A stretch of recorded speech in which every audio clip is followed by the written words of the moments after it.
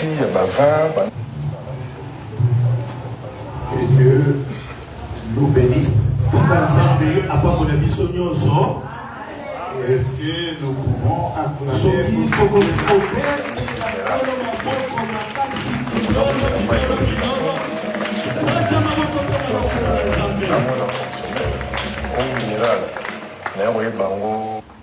le thème de notre message de ce matin? Mama ya likambo na biso atongo na lelo s'intitule Bengami la délivrance totale par Jésus-Christ. Okangolami mobimba kati na Yesu Kristo. La délivrance totale par Jésus-Christ. Okangolama mobimba kati na Yesu Kristo. Nous sommes dans le livre de Jean, Tuzoni kati na buku ya Yohane, dans son chapitre 8e. na mokapo na yango ya mwambi. Nous lisons du verset 31 jusqu'à le verset 36. Totangi molongo ya muke ya tukumisa tu na moko kino tukumisa tu na motoba. Lisons au nom de Jésus. Amen. Et il dit aux Juifs qui avaient cru en lui: si vous demeurez dans ma parole, vous êtes vraiment mes disciples. Vous connaîtrez la vérité, et la vérité vous affranchira. Amen. Il lui répondit: nous sommes la postérité d'Abraham, et nous ne fûmes jamais esclaves de personne. Comment dis-tu, vous deviendrez libres? En vérité, je vous le dis, leur répliqua Jésus: quiconque se livre au péché est esclave du péché. Or, l'esclave ne demeure pas toujours dans la maison. Le Fils y demeure toujours. Si donc le Fils vous affranchit, vous serez réellement libre. Amen. Laisse que l'Éternel puisse ajouter une bénédiction particulière à la lecture de sa parole. Amen. Tika ya wenzambe abakisa lipamboli na ye na litangi ya liloba na ye. Oui, nous parlons ce matin de la délivrance totale par Jésus-Christ. Awa tokolobela na kokangolama ya mobimba epa na Yesu Kristo.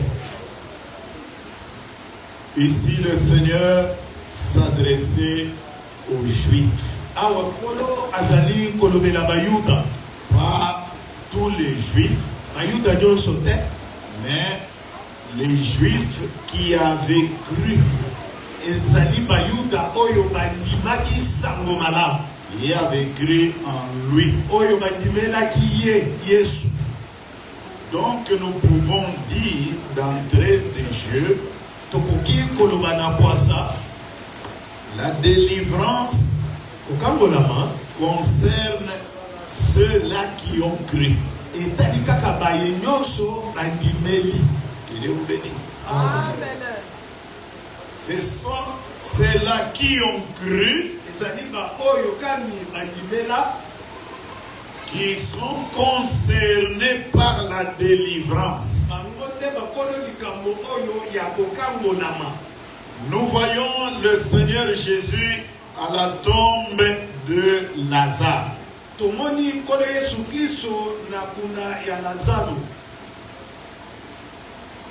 Il a crié, Agangi Lazare est sorti. Lazaro pe abimi.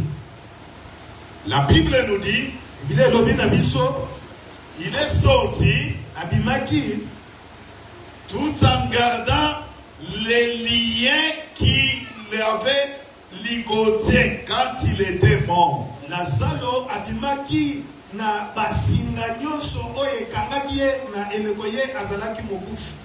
Mais et pourtant il est ressuscité, il est sorti. Nzoka auti kobima na tombo asi asekwi. La mort est partie.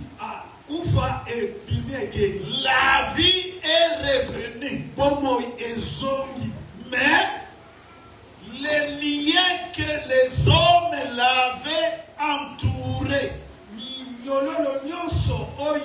bato bazingaki ye bakangaki ye yango ne sont pas tombés, yango eyebaki na kokweya te ne se sont pas défaits. etikalaki kofungwama te.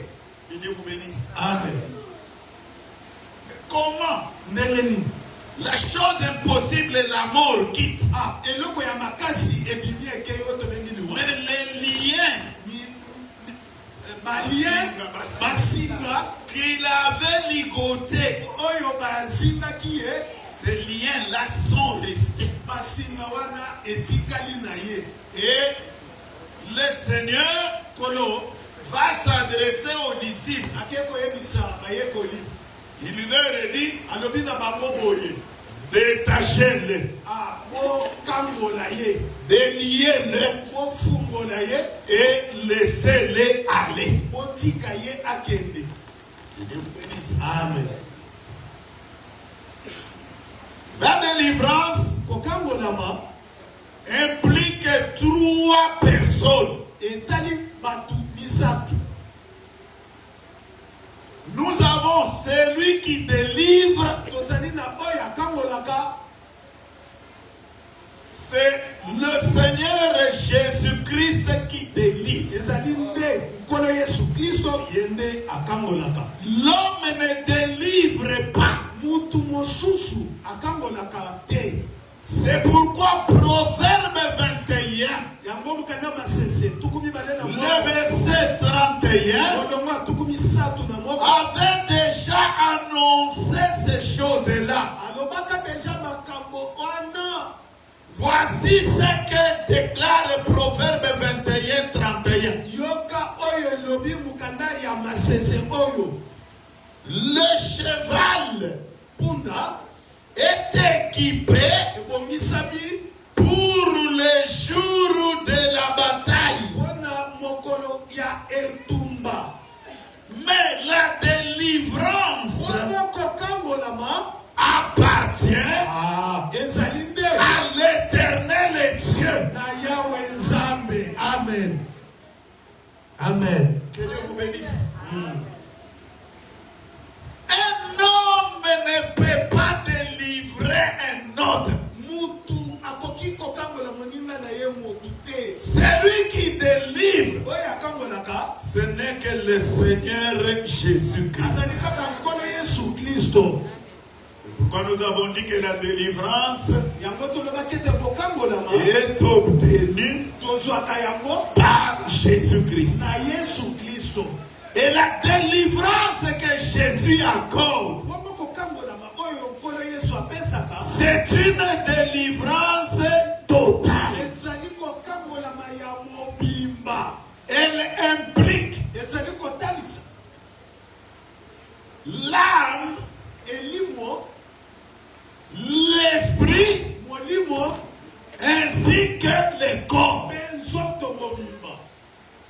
Jésus yesu n'accorde pas une délivrance partielle. akangolaka ndambu te. C'est une délivrance totale. akangolaka mutu mobimba. C'est que les 3 parties de l'homme biteni misato ya nzoto ya mutu sont concernées yango etali likambo oyo dans cette délivrance. na kokangolama oyo tozali Nous avons dit qu'il y a 3 intervenants dans le processus de la délivrance. tolobaki ete na likambo oyo ya kokangolama ezali na bato misato. L'auteur, l'origine, la source de la délivrance, c'est Jésus-Christ seul. ebandeli to linsiba ya oyo akangolaka ezali yesu kristo ye moko.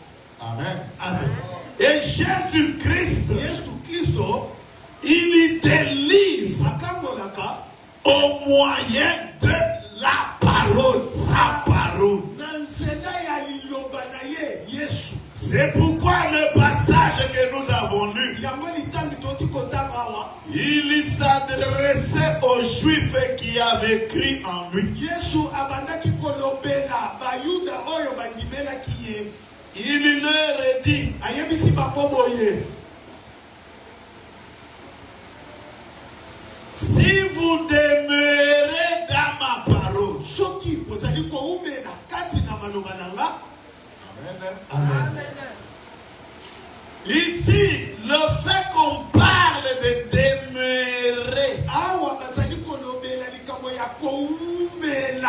Ça signifie quoi? Ça signifie que la délivrance est un processus et non un acte instantané. Donc, on n'obtient pas la délivrance dans ce qui concerne les trois parties de l'homme d'une manière instantanée. C'est un processus progressif. Que Dieu vous bénisse. Amen. C'est pourquoi l'apôtre Paul, quand il écrit aux Philippiens,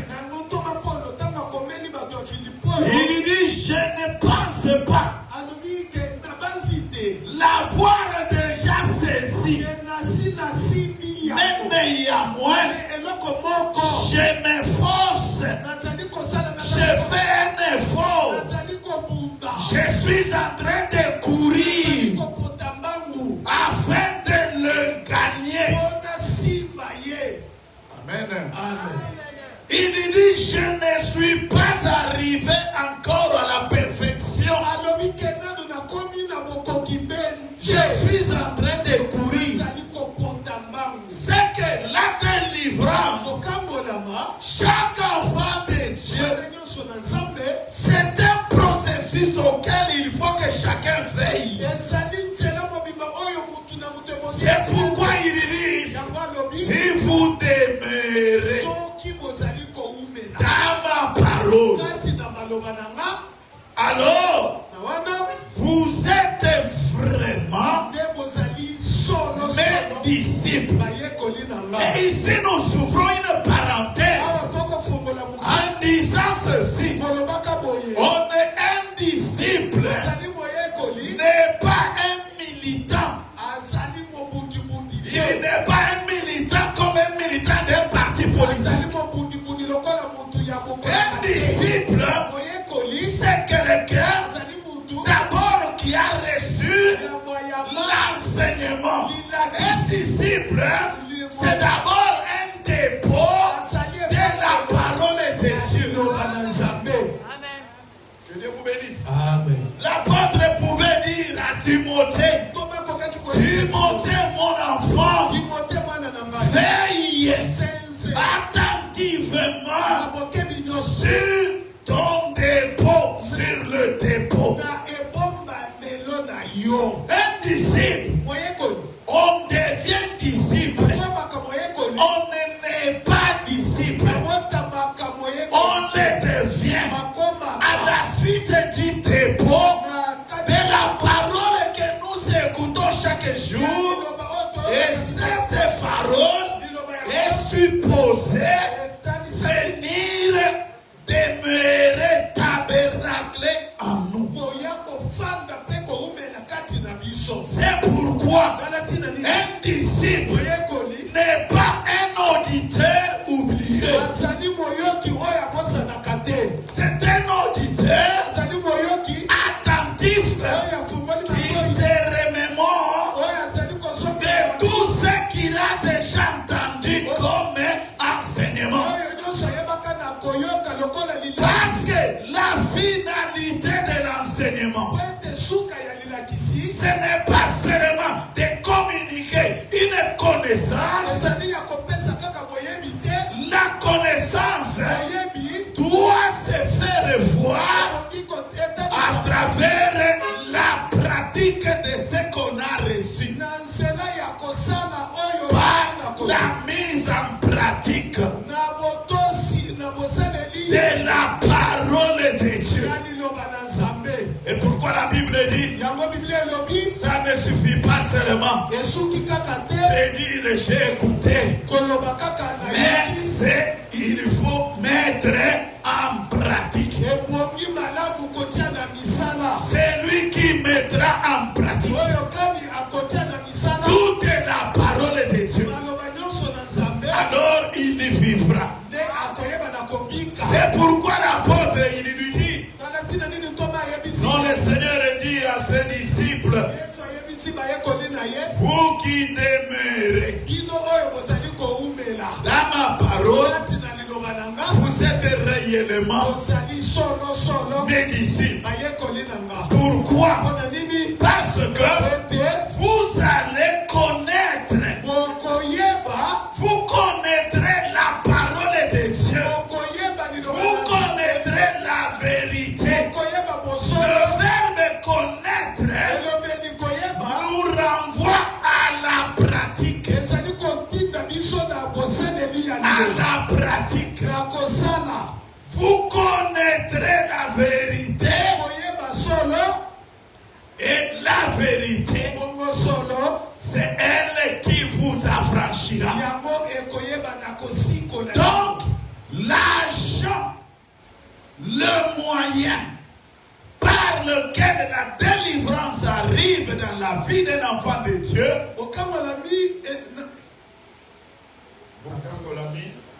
ezali kokoma na bomoi ya biso bana na Nzambe na nzela ya liloba oyo tozali koyoka. Amen.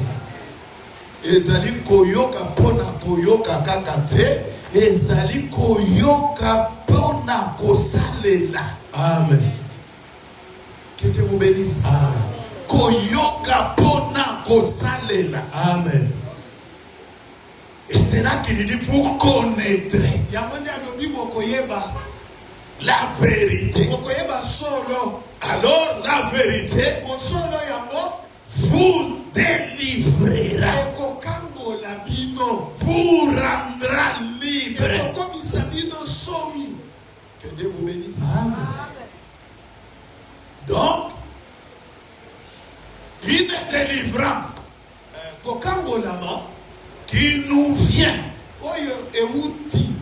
par des pratiques, des choses ou des paroles qui ne sont pas la parole de Dieu. C'est une fausse délivrance. C'est une délivrance mensongère. Que Dieu vous bénisse. Amen. Nous voulons dire quoi? Le Seigneur a dit, c'est sa parole, celle que nous écoutons.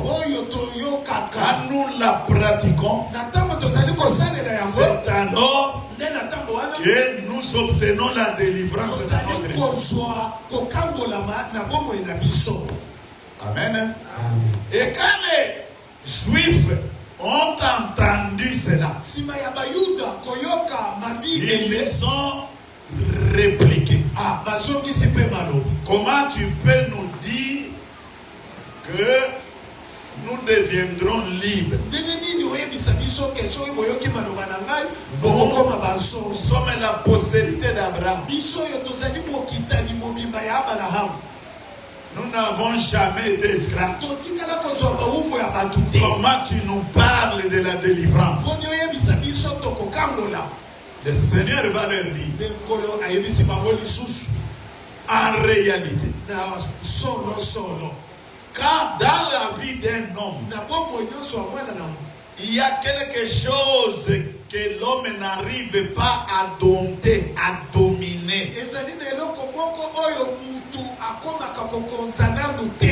S'il y a une chose dans ta vie pour laquelle tu n'arrives pas encore à dominer, alors tu es esclave de cette chose-là. Car chacun est esclave de ce qui domine sur lui. Et ce qui domine sur nous, en dehors de la parole de Dieu, ça s'appelle seulement péché. Que Dieu vous bénisse. Ça s'appelle péché.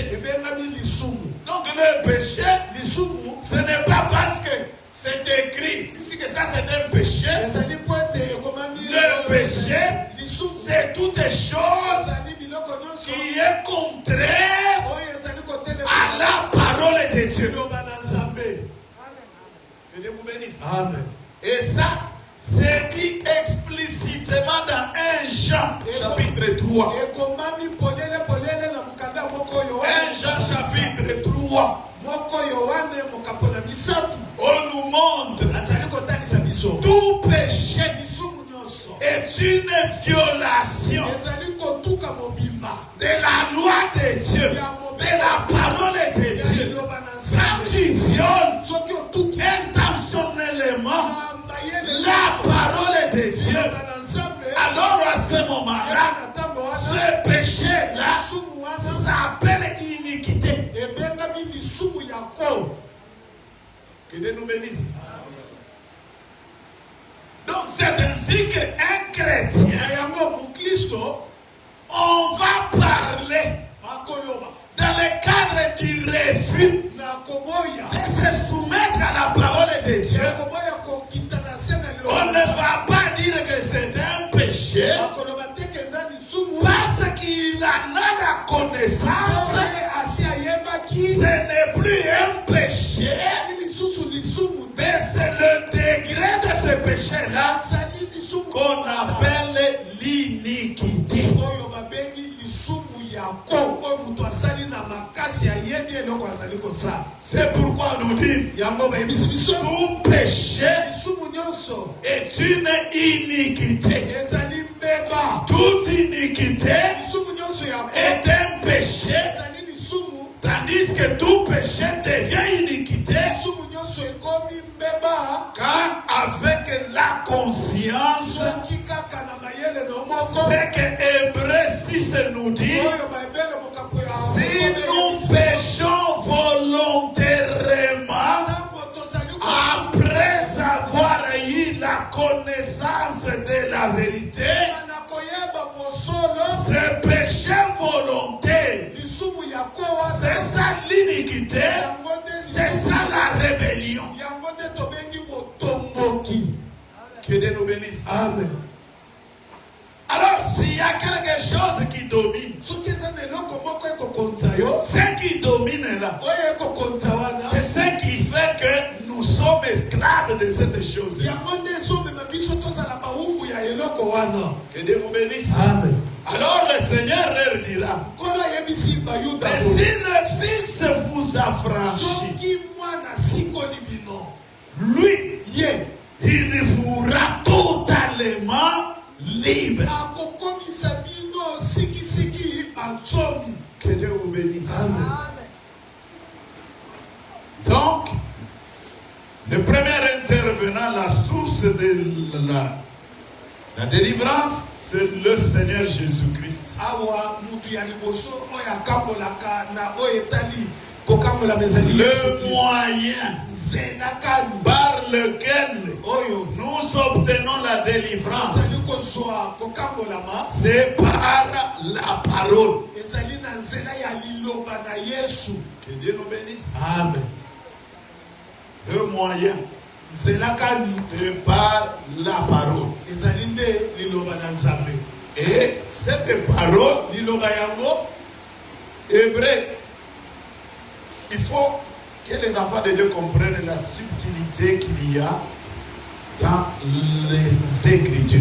ebongi bana na Nzambe bayeba lotomoto ntina nini ezali kati na makomi na Quand ngambo. vous lisez 1 Jean 3, soki otangi moko Yohane mokambo ya misala vous allez voir, okomona on parle dans un verset, na molongo moko bazali kolobela on parle du Seigneur Jésus-Christ. na oyo etali Yesu On dit que Kristo oyo Yesu Kristo Jésus-Christ Yesu Kristo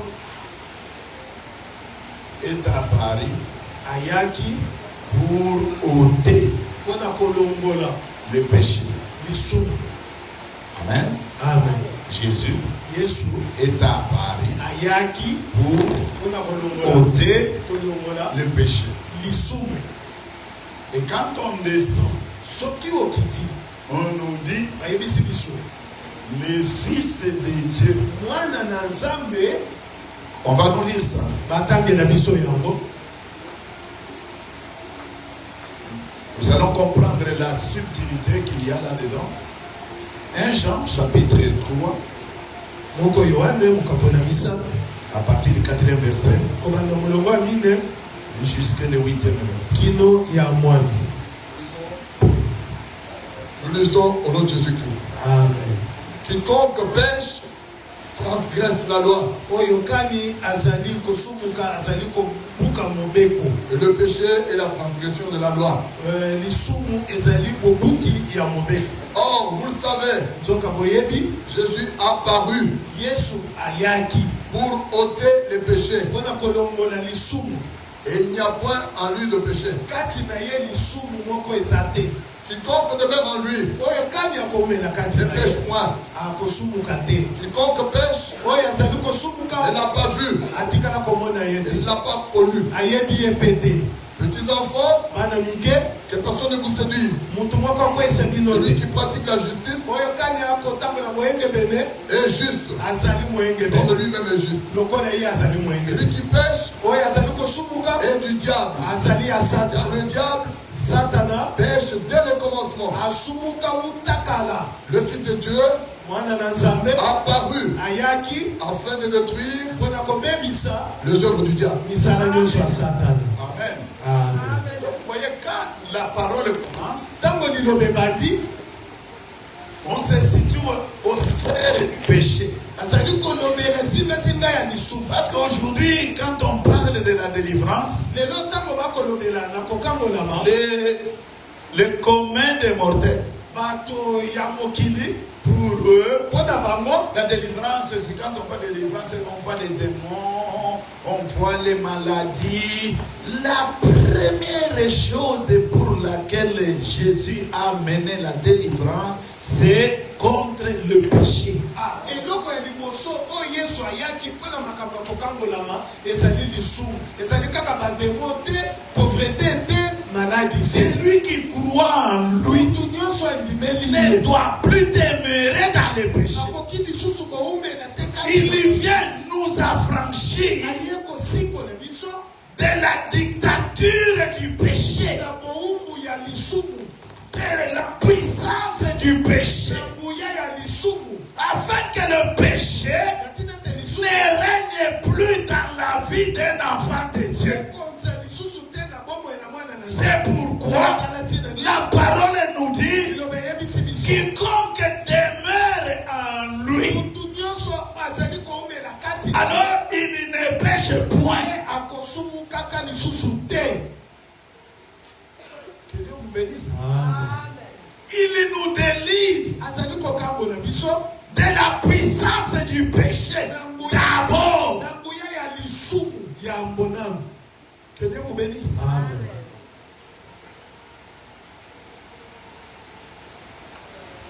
Pour la délivrance du péché, Mpona kokambolama ya lisumu on associe à son œuvre bazali kobakisa na mosala na ye l'œuvre rédemptrice de la croix. mosala ya lisiko ya ekulusu C'est lui qui était sur la croix. oyo azalaki na ekulusu. C'est Jésus-Christ, Jésus, Jésus.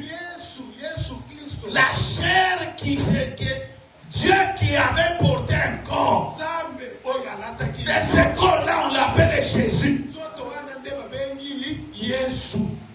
Amen. Quand je suis en train de me faire comprendre. Amen. C'est pourquoi Tala tina ni le corps-là nzoto wana qui est devenu donc Dieu oyo ekomi qui a porté l'enveloppe. Nzambe oyo alati nzoto. Et c'est cet homme-là Ezali mobali wana qu'on appelle Jésus. oyo babengi Yesu. C'est pourquoi le nom de Jésus, Na yango kombo na Yesu c'est un nom, je peux dire, commun en Israël. ezali kombo oyo ezali na Israël. C'est pourquoi dans la Bible, vous trouvez un homme qu'on appelait Bar Jésus. Donc le nom de Jésus, c'est un nom qui s'adresse à un homme. Ba Yesu bazali ebele. Mais quand Jésus vient Ntango Yesu aye pour accomplir ce mandat-là, mpona kokokisa lotomo wana il a besoin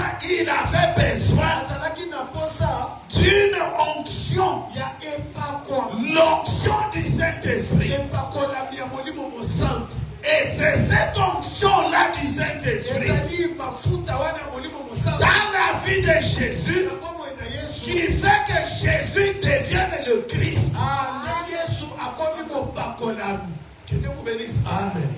C'est pourquoi dans le verset là, en parlant du péché, on s'est limité seulement à Jésus à cause de l'œuvre de la rédemption. Dieu n'a pas été à la croix.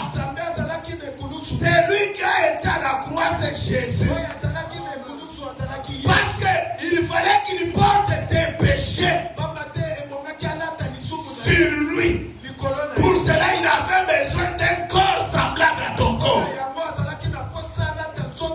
Et c'est par ce fait-là que Jésus est devenu notre proche parent, le second Adam. Le second Adam. Et nous l'appelons le Rédempteur, qui n'est autre qu'un proche parent. Que Dieu vous bénisse. Amen. Parce qu'il s'est rendu semblable à toi et moi, en portant un corps qui est semblable à ton corps, mais un corps dans lequel il n'y a pas eu de péché. Que Dieu vous bénisse. Amen. C'est pourquoi avec ce corps-là, on pouvait le trouver à un moment donné, il est fatigué. Et il dort parce qu'il est fatigué. Avec ce corps-là, il pouvait avoir faim. Parce qu'il avait le même corps que toi et moi. Pour accomplir la rédemption, il fallait qu'il soit semblable à nous. Nous avons dit l'autre fois, pour ressusciter l'enfant, Élisée a envoyé son bâton avec son serviteur.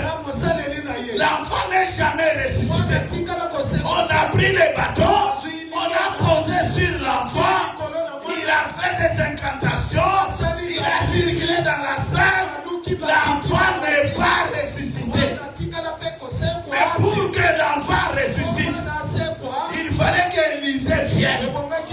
Il fallait que Jésus quitte le ciel. Quand Élisée vient, il est tata mon colo, il va se coucher sur l'enfant, il met sa main sur la main de l'enfant, son front sur le front de l'enfant, ses pieds sur les pieds des enfants. Il s'est rendu semblable à cet enfant-là. Et quand il a couvert cet enfant, le corps de l'enfant s'est réchauffé et l'enfant est ressuscité. Amen. Que Dieu vous bénisse. Amen. Le moyen, c'est la parole. Ici, nous lisons au peuple de Dieu. Frère, Neko, même si un ange, il descend pour te dire, malade yo zali na ngoyi, mai ya ngoyi, na pamboli mai melango ndoko yoka bien. Mai oyo ebikisaka maladi lelo. Ça s'appelle la parole de Dieu. Amen. Mafuta ya ngoyi pakola pour que minimo mabeno ngwa. Mafuta oyo epikisaka elongolaka minimo mabe. Ça s'appelle le Saint-Esprit. Amen. Et le Saint-Esprit, c'est la parole de Dieu. Que Dieu vous bénisse. Amen. La Bible déclare, vous imposerez les mains aux malades. Les malades seront guéris. Ça, c'est la parole de Dieu. La Bible n'a pas dit, vous imposerez les pieds aux malades. Les malades seront guéris. Que Dieu vous bénisse.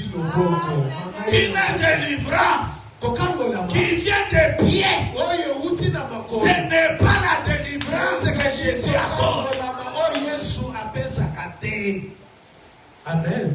Que Dieu vous bénisse. Amen. L'argent, c'est la parole de Dieu. Amen. Amen. Cette parole, liloba yango quand nous l'acceptons, ntango tokondimela yango alors elle fait le travail yango ekobanda sikoyo mosala de délivrance. ya kokangola. C'est ainsi que le deuxième intervenant, yango mutu ya mibale oyo azali kokɔta na likambo oyo c'est le serviteur, azali nde le mosaleli serviteur de Dieu. mosali na nzambe Et le serviteur de Dieu, mosaleli na nkolo il intervient dans le processus de la délivrance azali kokɔta na likambo ya kokangola par la proclamation seulement de la parole de Dieu. akotatolaka kaka maloba na nzambe. Amen. Amen. Par la proclamation nakotatolaka de la parole de Dieu. liloba na nzambe. C'est pas ce que je suis en train de me faire comprendre. Amen. C'est que le serviteur mosali na ne nzambe peut pas proclamer akoki te koloba une autre parole liloba mosusu afin d'obtenir la délivrance dans votre vie. po apesa yo kokambolama na bomoi na yo. C'est seulement kaka la parole de Dieu. liloba na nzambe. Que Dieu vous bénisse. Amen. C'est pourquoi Tala ntina nini au verset 8, na molongo ya mwambi on nous dit bayebisi biso le Fils de Dieu mwana na nzambe apparu ayaki pour mpona détruire kobebisa les œuvres sala mabe de Dieu. Les œuvres de Dieu. ya munguna. Que Dieu vous bénisse. Amen. Je prends deux versets nazwi matangi mibale pour identifier le Fils. mpona kotalisa mwana malamu. Hébreu, baebelo dans le premier chapitre, na mokapo ya iya on nous dit ayebisi biso tout a été créé. nyonso ekelamaki C'est par le Fils. na nzela na mwana. Amen. Tout a été créé nyonso ekelamaki par le Fils. na mwana. Jean yohane nous dit ayebisi biso au commencement na ebandeli était la parole. ezalaki liloba. Et la parole liloba était avec Dieu. ezalaki elongo na nzambe Et la parole, mpe liloba yango elle était Dieu. ezalaki nzambe. Cette parole liloba yango apporte un corps. elati nzoto. Quand la parole apporte un corps, Oyo liloba elati c'est nzoto. à ce moment-là qu'on pouvait maintenant voir la parole. Nesika On pouvait maintenant regarder la parole. On pouvait maintenant contempler la parole. mona mpe kosimba liloba. Quand Jean-Baptiste prêchait, ntango yohana mbatisi koteya la Bible biblia nous dit, des hommes sont venus lui demander bato baye si c'était lui le Messie, yo nde mesi si c'était lui le prophète. yo nde ozali mosala. Jean-Baptiste leur a répondu, Batisi ayebisi moi, je ne suis pas le prophète. Moi, je ne suis pas le Messie. Moi, je suis la voix. ngai nazali mongongo.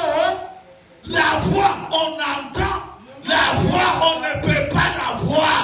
On ne peut pas la toucher.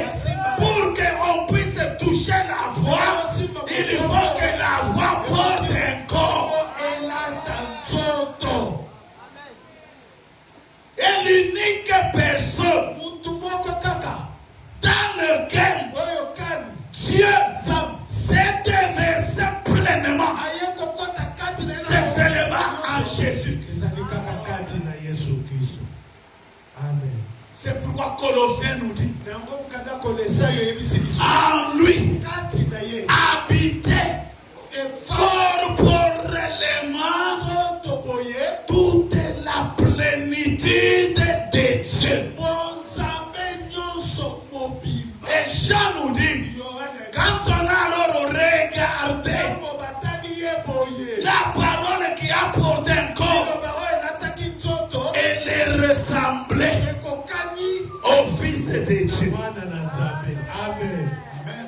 Amen. Au Fils de Dieu. Mwana na Nzambe. Donc le Fils de Dieu, Mwana na Nzambe. c'est la parole Azali qui liloba. a été faite maintenant chez nous. Oyo elati nzoto. Et pourquoi on l'appelle le Fils? Yango babengi ye mwana. Amen. C'est pourquoi quand on dit Fils de Dieu, So balobi kaka mwana na ça ne Nzambe. signifie pas comme toi tu as les enfants là, tu dis que ça c'est mon fils, alors le Fils de Dieu, Dieu a aussi un fils.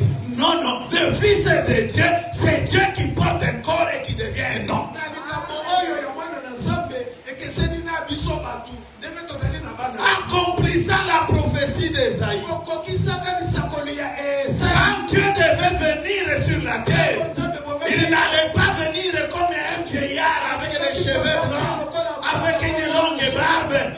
Dieu, pour venir sauver, devait venir comme un fils. Amen. Que Dieu vous bénisse. Amen. Comme un fils. Mwana muke.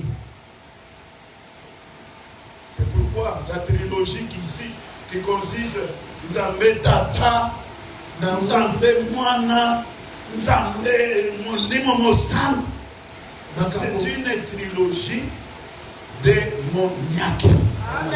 Na yango na makambo oyo ya trinité oyo. Oyo Nzambe Nzambe mwana Nzambe molimo mosala. Au ciel, il n'y a qu'un seul trône.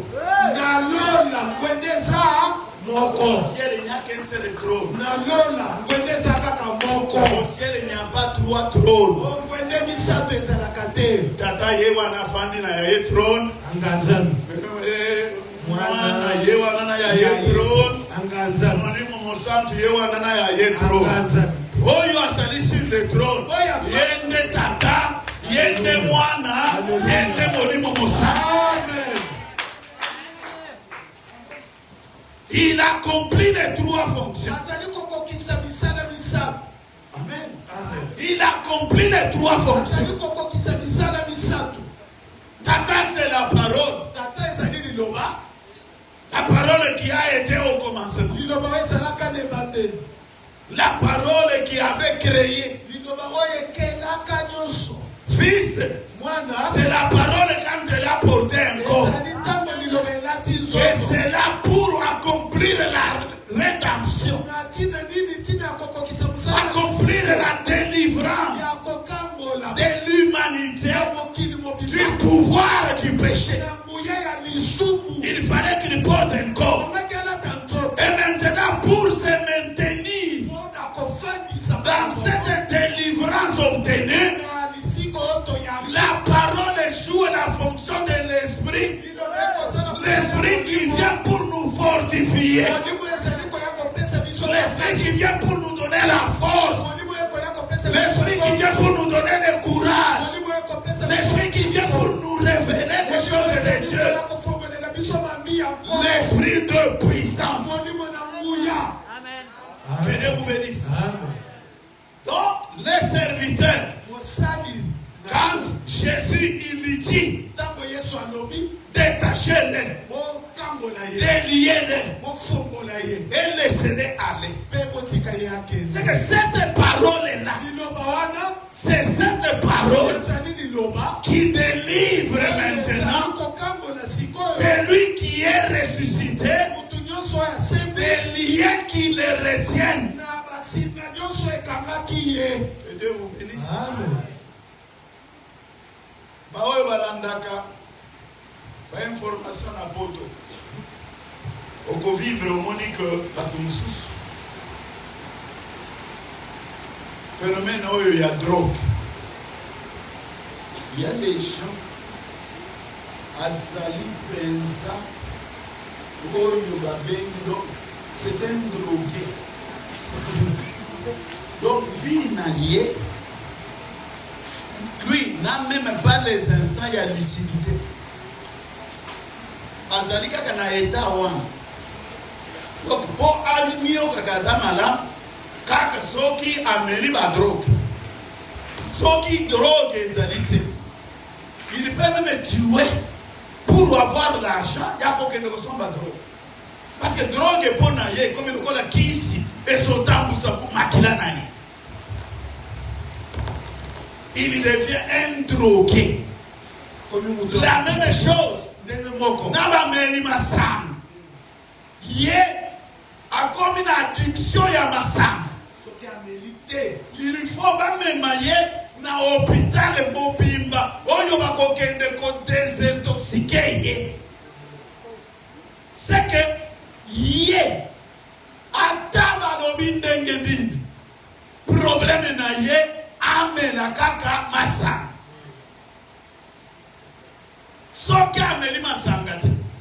Il y a même des mosusu qui ne sont pas des drogués de ceci. Poiswa pongi. Kaka soki ameli. Donc vous comprenez que ces choses-là, lorsqu'elles allaient régner dans le sort de Pomo Yamut, il n'y a que Zambe Ndemoto Akokiko Kangola Mutoa. Amen. Abima na boloko oyo ya biloko wa. Amen. Celui qui est possédé, c'est un prisonnier. Oyo no so kamami na milimo mabe azali moumbu mutu na boloko. Que Dieu nous bénisse. Amen. Et la salle, ce sont les deuxièmes agents qui interviennent. Il faut bango exécuter malobananza. Amen. On nous dit que Dieu pour créer, il s'est servi que de sa parole. Dieu dit. Et la chose est ça. La même chose pour la délivrance. C'est quand on proclame ce que Dieu dit. Et dans le passage qui a Jean 8, vous voyez qu'on a mis la délivrance au futur. On n'a pas mis la délivrance au temps présent. Vous serez réellement libre. À ce moment-là, c'est pour dire, c'est un processus. C'est progressif. Il y a certaines choses qui s'arrêtent. Au premier coup, il y a les autres qui vont partir. Plus on écoute la parole de Dieu. C'est ce que l'apôtre Pierre nous dit. Il a été racheté non par l'or ni l'argent,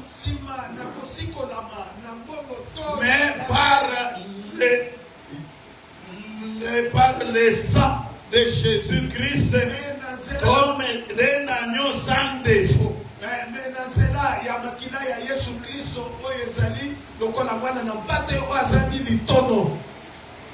Parce que la vie que nous avons reçue de nos parents, l'hérédité est dans le sang. L'hérédité, c'est un problème de sang. L'hérédité, ce n'est pas un problème, il y a intelligence. Lorsque moi, quand il y a déjà il y a hérédité. Amen. Le sang qui coule dans ses veines. Je vous avais expliqué l'autre fois le problème de l'hérédité. Abraham a accueilli dans l'Égypte. Ayebisi Pharaon, Sarah, Azali Masanangata, Azali Kinanga.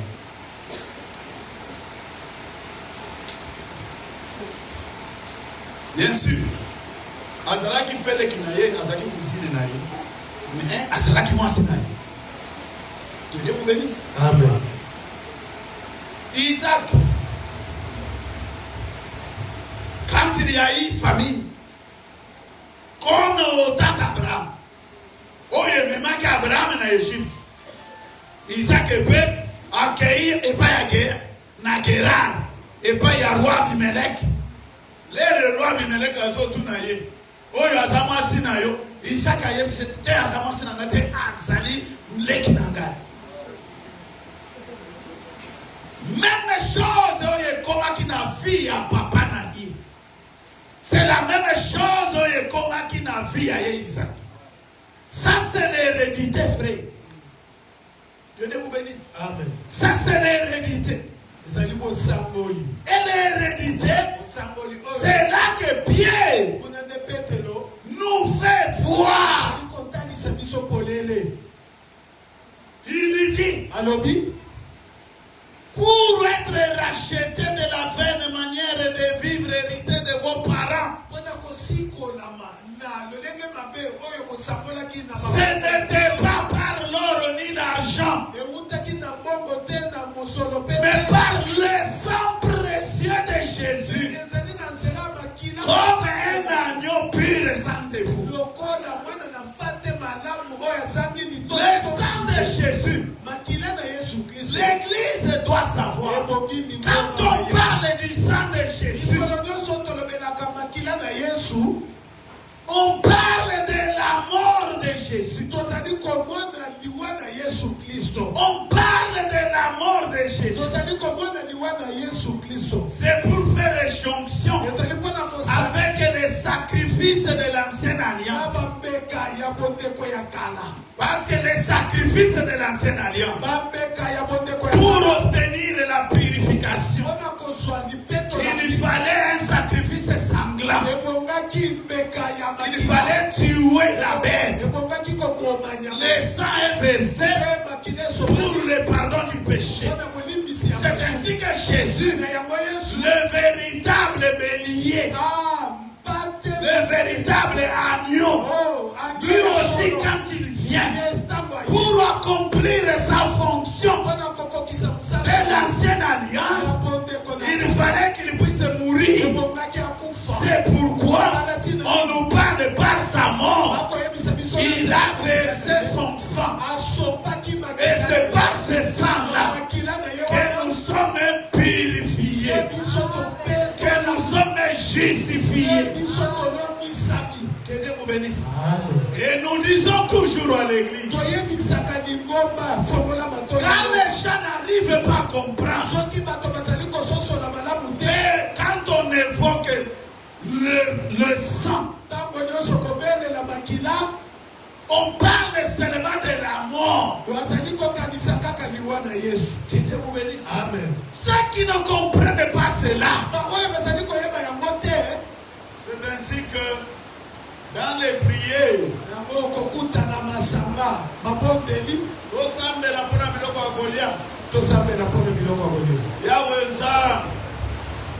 pambola biloko oyo tozali kolia makila na ndo Yesu Kristo ekota epetola biloko oyo ya kolia papa na ngai makila ya Yesu Kristo etekamaka na pharmacie te. Amen. Etekamaka na pharmacie te. Tout est sanctifié, tout est purifié par la parole de Dieu. Pour que cette parole vienne, elle a porté un corps, et dans ce corps, il y avait aussi le sang. Amen. Amen. Amen. Ce qu'on dit, makila epeto. Yebisa d'abord Yesu angoya. Alors on fait la table na ye makile kweye na biloko epeto la lor biloko lelo liwaya Yesu Kristo etikela kibiso de liloba et c'est cette parole qui sanctifie, c'est cette parole qui purifie, c'est cette parole qui délivre. Amen. Amen. Que Dieu vous bénisse. Amen.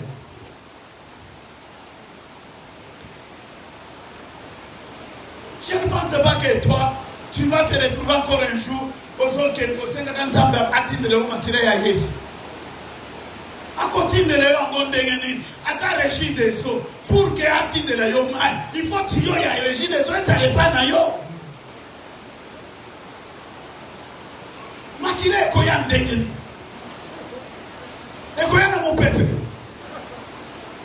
Ce qui est dans mon peuple, et ça, ça devient autre chose, spirituel. Or, Makila n'est pas spirituel, Makila est allé matériel, est allé physique. Et si Mamaka, et ça y a voulu monter. Dieu vous bénisse. Amen. na kitambo basala nzambe ba organiser séminaire ya délivrance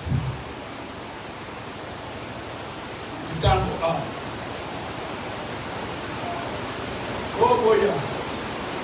boya message de délivrance, c'est pour ça grave délivrance un message à délivrance monter à sauter alobi dans la situation de l'ensemble de la parole délivrance c'est tout ce qu'elle maté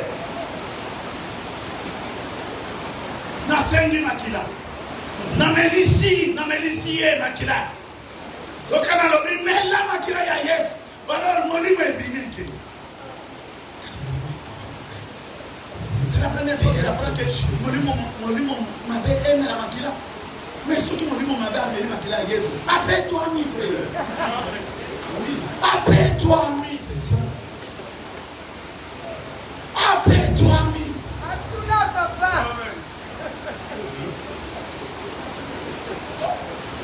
Makila ya yes ezali arme te pour nous déloger pas de nous.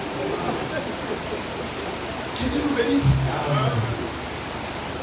Après à l'obit, ce qui n'a bénissé makila, et qui a résister. Wana na yes call, na ikozo arme ya suka. Na lobi, couronne d'épines. Allez, là ta couronne d'épines. Frère, on a dit ça, mon nom m'avait couronne d'épines. Mais couronne d'épines, et ça dit couronne que c'est les rois comme Jésus peut porter. Amen. Sauf qu'on a dit c'est couronne d'épines, ou comme ici est roi des rois. Amen. Que Dieu vous bénisse. Amen.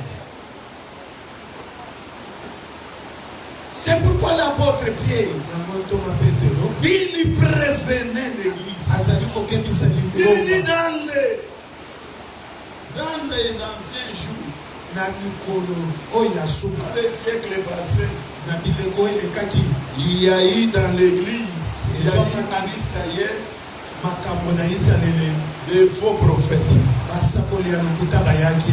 la même manière, aujourd'hui, dans les églises, il y aura des faux docteurs. Amen. Après, c'est ma caractéristique. Il y a des faux docteurs. Alors oui, un faux docteur, Bango, et le Kaliboso, ce sont des fontaines sans eau.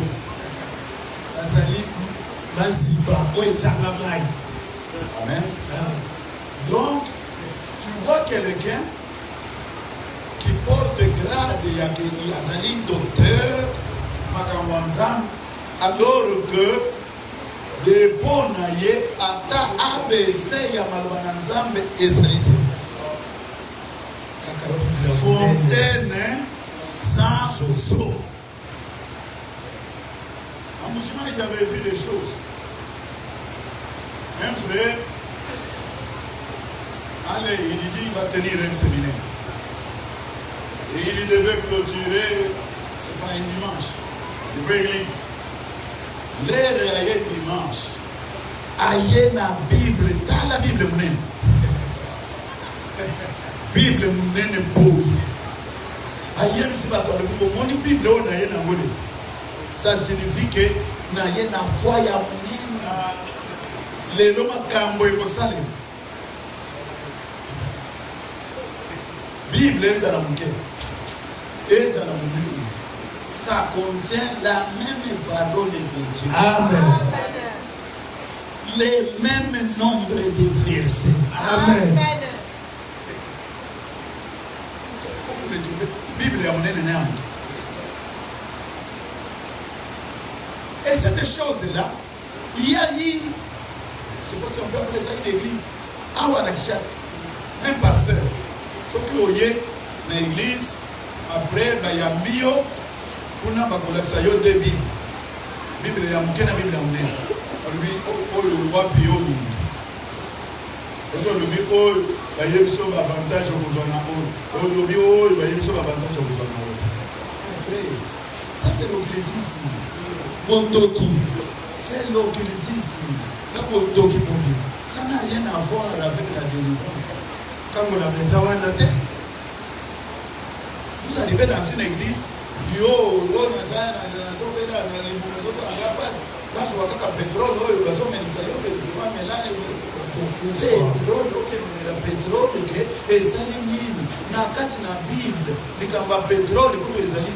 on a parlé, il y a bitume,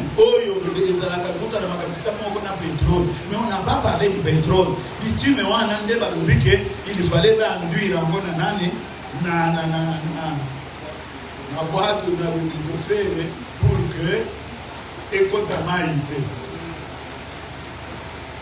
Et ça, ce sont des choses qui n'ont rien à voir avec les choses donc, si vous pouvez expliquer, donc vous pouvez expliquer ça dans le cadre de l'amour et de la résurrection de Jésus-Christ. C'est un point très. Amen. Que Dieu vous bénisse. Amen.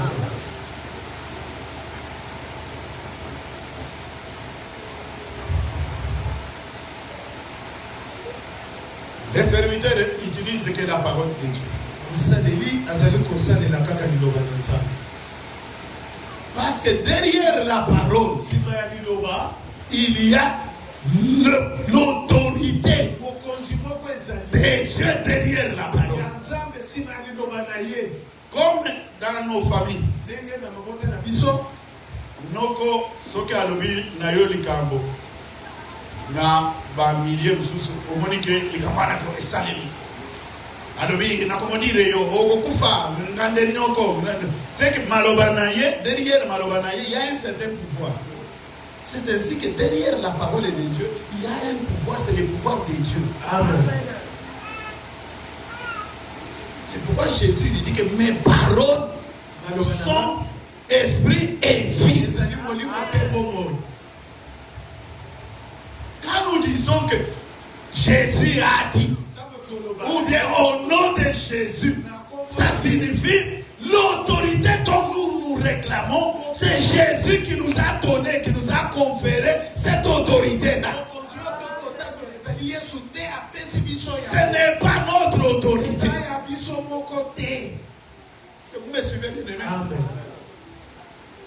Troisième agent qui intervient dans la délivrance, c'est le délivré. Amen. Amen. C'est le délivré. La Bible nous dit une maison, quand elle est nettoyée, si elle n'est pas habitée, après 2 mois, viens ouvrir la porte de la maison. Okuta etondi na ba poussière. Mais okobitu na ngai ndako oyo na komba kiamu na kangi. Mutu moko afongoli te, mutu moko akoti te. Ndenge nini ekomi poussière bo. Tout ce qui n'est pas habité. Oyo nyonso efandi te. L'autre fois, je vous avais expliqué. La nature a horreur de vie.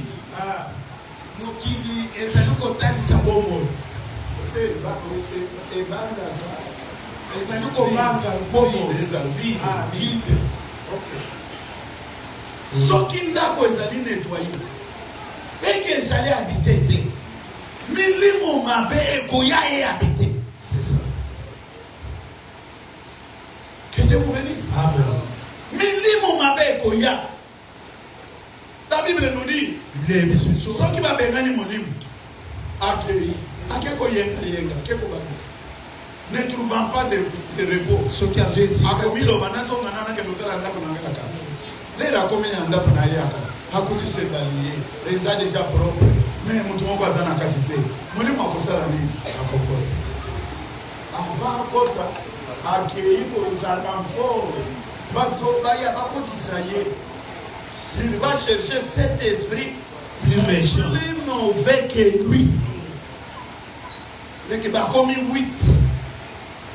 et bah yes, 8, bah yé pour na kozongi saye, kofandi saye, nako, à récupérer dans mon âme.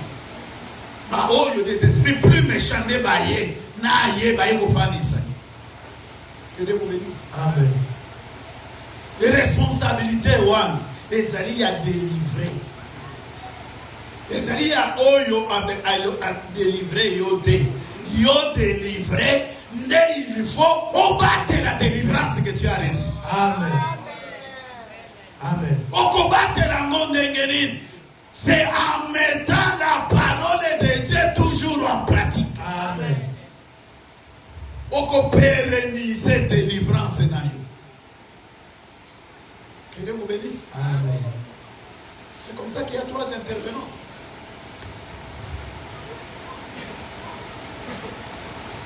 Tu as une mauvaise relation. Ozali na banzela mabe. Basambele liyo mili mabe kotaki na nzela wana mili mwana ebineke. Et après ozongeli relation. Maintenant ozongeli relation. Mili mon père eko sala. Eko songala. Ce qui vont bannir les relations oh, permettre maintenant que Christ yende afanda. Que Dieu nous bénisse. Amen. Voilà pourquoi on a demandé c'est aux serviteurs.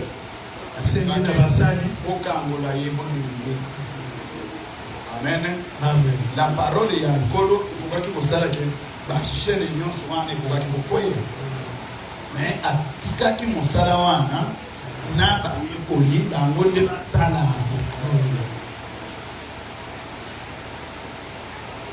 Le boîtier du temple, je vous avais expliqué l'autre jour. Ce boîtier-là qu'on a amené devant le temple. Yes, soit tikakaye. Jésus ne l'avait pas délivré. Atikakaye. Atikakaye, ce n'est pas qu'Alinga qui était. Ayeba qui kelere ba yeko li bakoya. Bangonde bakoya ko sala musala wana. Amen. Que Dieu vous bénisse. Amen. C'est pourquoi Judas Zolo sauvez-en quelques-uns en les arrachant même du feu. C'est que rôle ya moto oyo soit délivrance. C'est de voir les autres être délivrés aussi comme lui. Amen. C'est pourquoi Jude, le verset 20 à 25, vous allez lire ça à la maison. La conséquence de la délivrance quand Jésus nous délivre. La première chose, l'amour de Dieu.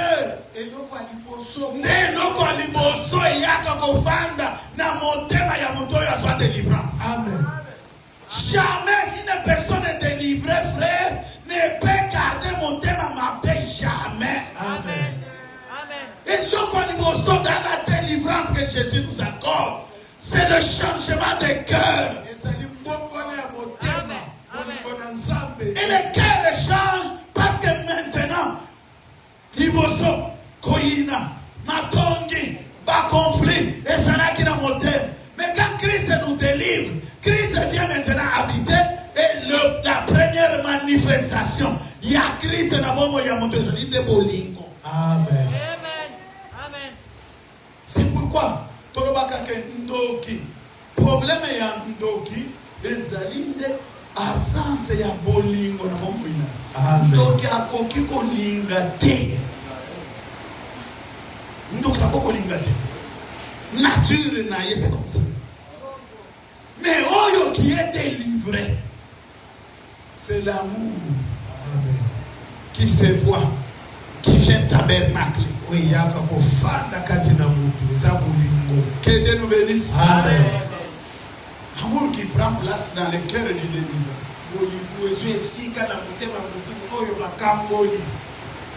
Et cet amour,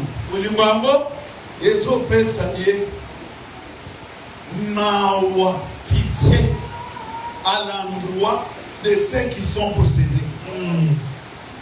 Azota la bango, et ça la passe dans la montagne. Non, tu tu es délivré de mosusu azali nano na milimo ezotongisa bomoi na ye yo ozotala ye ozana oyoka kanda mpo na ye ndenge nini ye azakaka boyi ndenge nini azakaka ce n'est pas son problème ezali problème ya milimo oyo ezali kohabite kati na ye. Il a maintenant la pitié pour ceux-là qui ne sont pas sauvés. Les autres salariés passent, les autres salariés morts. Que Dieu vous bénisse. Amen. Ok. Asala kamona encore. Asala kamona encore. Quelqu'un est esclave. Umbre. Yo mona kama mtuazo me la bombe. Kolobike ya asosa la mona encore. Mais les alliés de bombe. Yo mona mtu ameli bombe. Ataribi na nzela zote ni msabutu mtu ka. Asali mtu kasini boye parce que ya sana na avale kama azi adaksumo to yo tele.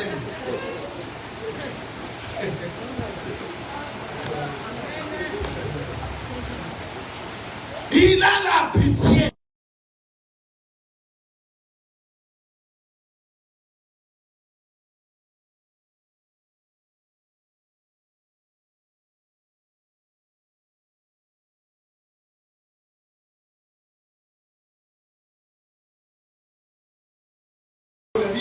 Du péché et de son pouvoir. Après la délivrance, nous avons la haine du péché. La haine du péché. Que Dieu nous bénisse. Mais si dans notre vie, nous n'avons pas la haine du péché, le péché, ça nous fait bien, du bien. Ça nous fait plaisir.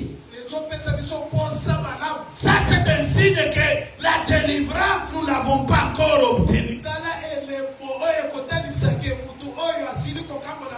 Et lui qui est délivré, il a la haine du péché.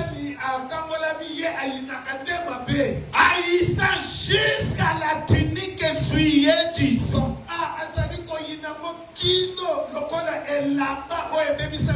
Jusqu'à la tunique qui est essuyée du sang.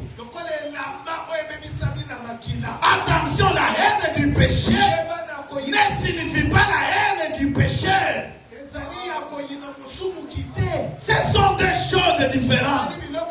Vis-à-vis du péché, on a la compassion, on a la pitié. Mais vis-à-vis du péché, on a la haine du péché. Que Dieu nous bénisse. Amen.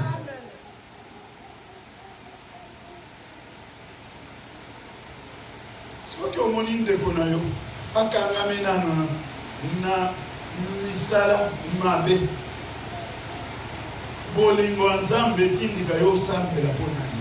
Amen. Olela epai na Nzambe mpo na ye. Nzambe akambola ye.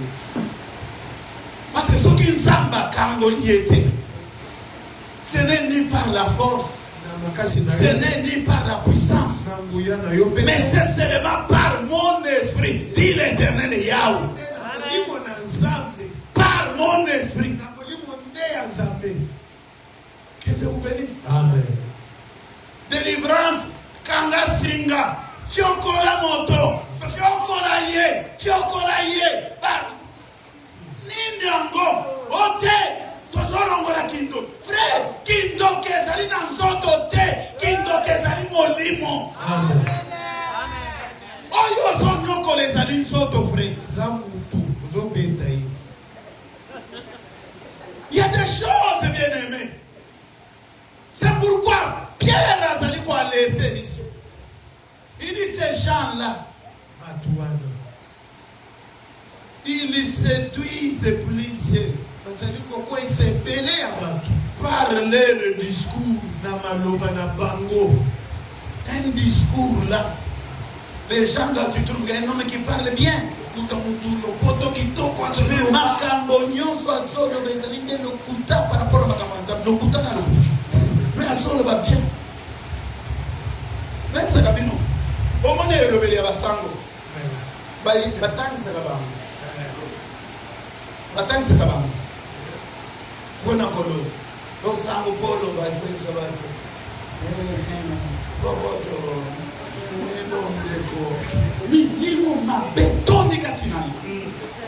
Mais les Nobeliwana, il parle comme donc Otaliye Boye et Lobelinaye Alingi Atalisa lokola même mais fond Koi. Que Dieu vous bénisse. Amen. Que Dieu vous bénisse. Amen. Oui, mais banani basokola misabi ya basango na l'église. Banani basokola misabi ya basango. Mettez entre parenthèses.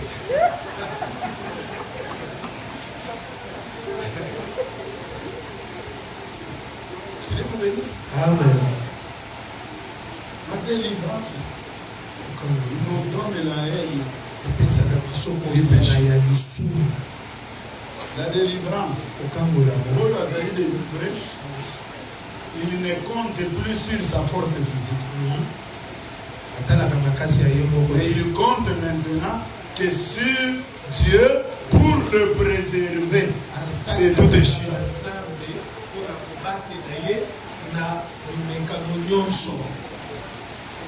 Il y a un élément qui était passé dans les réseaux sociaux. Un pasteur, il voyait un serpent. Un serpent venimeux. Parce que Dieu avait dit, et la morsure la serpent, et pas dans les serpents à suivre. Alingaka sala bato démonstration. Na kosua nyoka suye. Mbala mongo mama na kama mutumiso baloki, mkiwana akei liwa iko. Même ndenge to sambe la kabo. Baya bisaba le ba tie poison awo. Yo depuis que moi j'ai Jésus, il avait prendre du poison. Ah c'est vrai Dieu. Wana donc yo kanisi yo zana makoki à convaincre poison. Jésus agit sans qui parce qu'il y a poison yo yémité.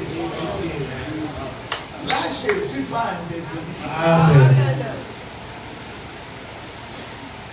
Représentant légal, il y a l'église, mon frère, quand on a Congo. Oui, il y a un poisson. Amen, la poisson, les deux autres, apporte ma belle frère. Quand on est délivré, on ne compte plus sur sa force physique. C'est pourquoi dans la prière de notre Père, Jésus nous avait dit, quand vous priez, dites Père, ne nous soumets pas à la tentation, mais délivre-nous du malin. Amen. C'est une prière perpétuelle. Délivre-nous, Seigneur, du malin. Délivre-nous, Seigneur, de l'épreuve. Délivre-nous, Seigneur, du péché. Délivre-nous, Seigneur. Oh, Gadazana Molim. Frère. Molim, mais ça n'a qu'à être dans l'autre, frère. C'est ça la limite. Limite à Molim, c'est que ça n'a qu'à être dans l'autre. Tout ce qui va au-delà est en autres. C'est vrai de là-bas.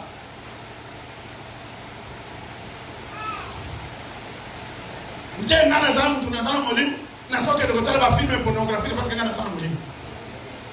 Papa, dès que le côté de la film pornographique, molim on est comme ça dans les communes et il y a été à voir les autres et on a film. Ce côté là, on est en molim. Les peu on est en copé, il y a un copé, et comme dit molim, à coco t'attends à Cambois. Amen. On est en présence de l'iniquité. Job, quand il prie, il dit Seigneur, mes yeux n'ont jamais regardé quelque chose de l'impur. Que Dieu nous bénisse.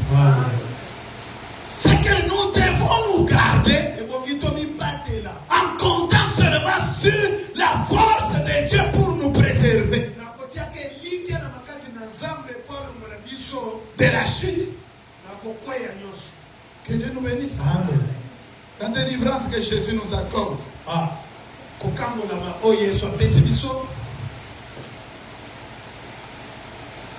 La finalité Suka ya makambo. de la délivrance. Suka ya kokambola. Quand Jésus délivre quelqu'un, Soki Yesu akamboli. la finalité, pour quelle finalité? Suka nango eza nini? C'est pour quelle finalité? Suka nango ezali nini? Lis que premier chapitre de verset 74 au verset 75. Voilà la finalité de la délivrance dans la vie d'un enfant de Dieu. Lis que premier chapitre 74 à 75.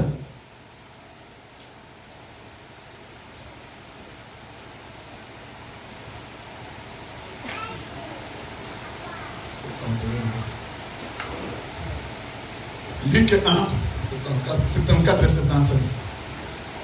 De nous permettre, après que nous serions délivrés de la main de nos ennemis, après que nous serions délivrés de la main de nos ennemis, de le servir sans crainte. Amen. Amen. De faire quoi? De le servir sans crainte. De le servir sans crainte. En marchant devant lui, En marchant devant lui, dans la sainteté dans la sainteté et dans la justice, et dans la justice, tous les jours de notre vie. tous les jours de notre vie. La finalité de la délivrance, c'est pour le servir sans crainte et en marchant tous les jours de notre vie dans la sainteté et dans la justice tous les jours. C'est qu'un délivré doit marcher devant la face de Dieu. Il ne marche plus loin de la face de Dieu. Il marche dans la présence de Dieu, dans la sainteté et dans la justice. Amen. La sainteté, la séparation avec le mal et la justice, la pratique de la parole de Dieu. Que Dieu vous bénisse. Amen.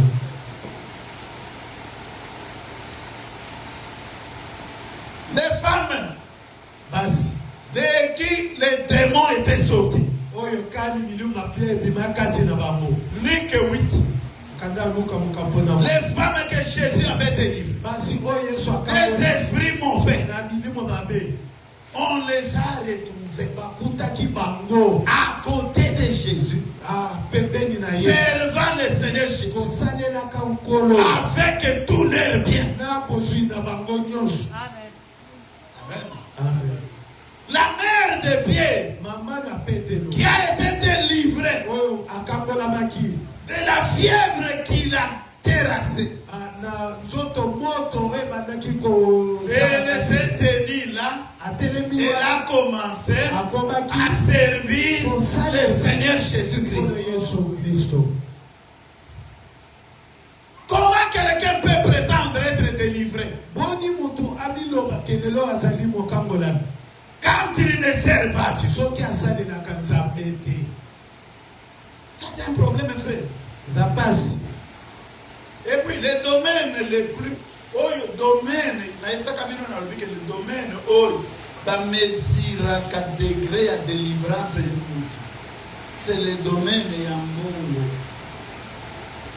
Quelqu'un peut être délivré aye awa talisima kabamuli musanto azali awa c'est prédicateur puissant, mais na terrain ya Mungu nde bisika finalité de délivrance et mon.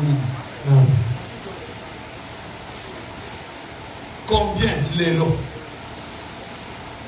Vous savez, on engage à amener quand même, si vous avez des frères, vous savez là, vous avez des frères, on me dit dans le stade. akomaka kuna batie kaka pembeni ya mbongo. Essence na moto. Nimelo. Essence na moto. Ekomi ya ye mbongo nyonso bato ekomi ya ye. Atie loboko.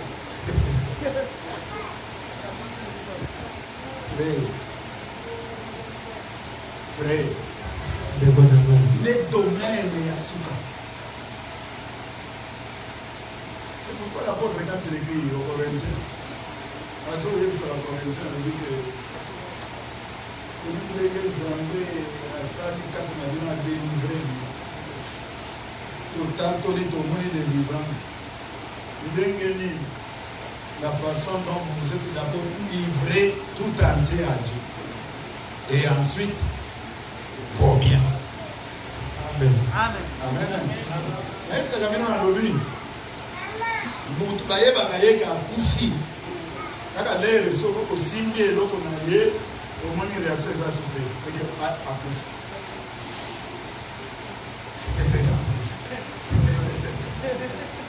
c'est ainsi que nous avons les faux morts. Nakufana yes nakasina kufana ye nakufana ye nakasina kufana ye basimba kaka mbongo na ye Fomo bana. mowe ya seko mowe ya seko mowe ya seko webi batu ya poto webi ndenge bajiraka sini mbongo na poto alobi mbongo oyo ya ngai eza malili ya live soki kaka moto ya poto ajire ya mbongo oyo ya malili ya live okende kosimba kosakana na oyo ya live. Que Dieu vous bénisse. Amen. C'est pourquoi, même ça, quand même, on a lobby. Pour que quelqu'un donne, Pour que tu appelles ça. il faut aller en haut. Hein? On dit que si vous avez un mobile, il faut aller au flambeau. Vous savez que l'air, il faut qu'il y ait un méli. L'air, il faut qu'il y ait un méli. Et au monde, on est à Gossala, Sadak. Ça a besoin de combien? Alors, tu as le bon approche, je suis au point. Et le talibon, oui, à l'amour, il y a ça. Mais, ce qui a mis sur les alliés clés, papa, il y a mis sur les alliés dans les sables. Et la tienne approche, il y a aussi ma vie à 6 000 euros, il y a 5 000. Il y a 6 000 euros, il y a écarté. À tiens, alors, il y a 10. Dans un bon côté, à faire 10.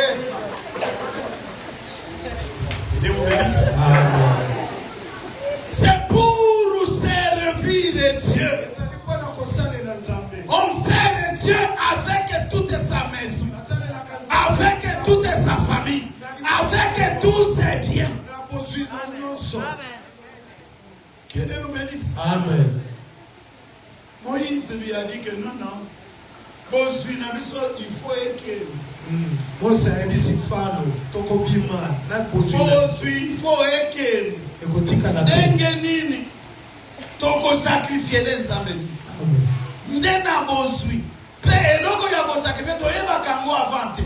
Kaka lere toko koma kuna na désert. Na place wana nde toko tala na kati na bozui na biso eloko nini to sacrifier Nzambe to pesa Nzambe. Amen. Que Dieu vous bénisse. Amen. Nzambe pe ba pesa ka yo offrande ya ndambo. Ole fufu etikali ndambo. Nzambe zwa kasata bo. Nzambe ba pesa ka ye mobimba. Que Dieu vous bénisse. Amen. Abraham ayambi ba tumisa. Ayebisi mwasi alobi mbangu. Ngombe wana. Bongisa ngo lambela ba. Mais ça finit ça là-bas que soit ça likolo wa. Ça est belé. Te Nzambe ba pesa ka ye ndambo te. Nzambe ba pesa ka ye mobimba. Quand tu dois donner à Dieu, on donne avec tout son cœur. Parce que tu reconnais que oyo nyonso nazali nango. Kolo les propriétaires c'est lui. Amen. Nous sommes que des gérants, frère. oyo oza na motu neke ingérant eza ya yo te ye nde kolo na nyonso. C'est pour les servir tout le reste de notre vie. Suka ya bomoi na biso. Amen. Amen. En marchant dans la sainteté kotambola kati na bopeto et dans la justice pe na bosembo tous les jours de notre vie likolo nyonso ya bomoi na biso au devant de sa face. liboso na Toi tu as elongi obtenu la délivrance. yo oyo ozwa kokambolama Qu'est-ce que tu fais pour ces Dieu? osalaka nango nini mpo na Tu fais nkolo quoi pour le Dieu qui t'a délivré? osalelaka nzambe nini ye moto Qu'est-ce que tu fais pour ces Dieu? yo osalelaka nzambe nini. Oh, que Dieu nous bénisse. Amen.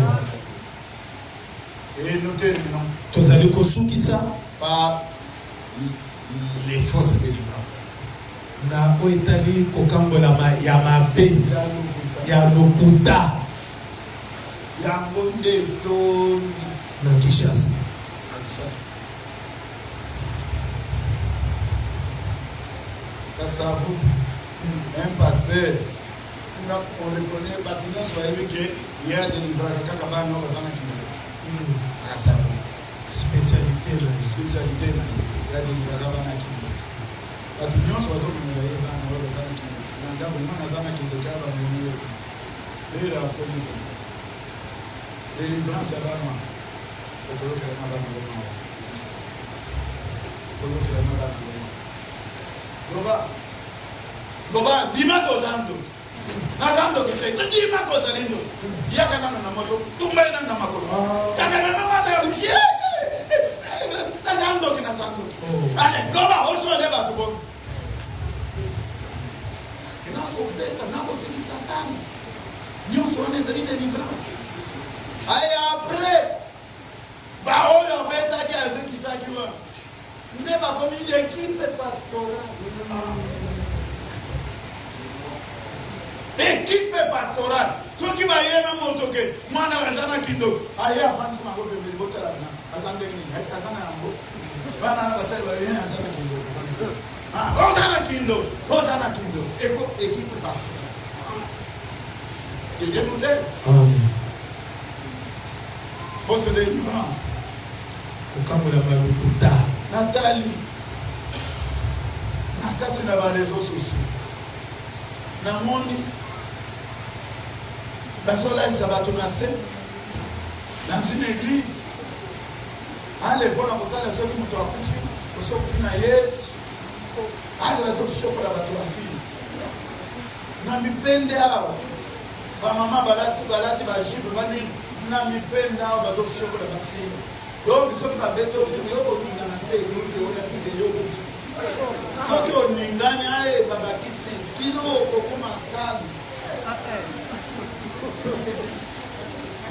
délivrance fait.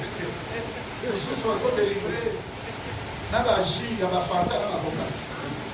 Mon toyer, attirer mon toyer, agir au commentaire, attirer mon toyer. Elle va verser fantana, aucun colonnaire, et qui t'a dit mon tour, à la brème, à part le suivi,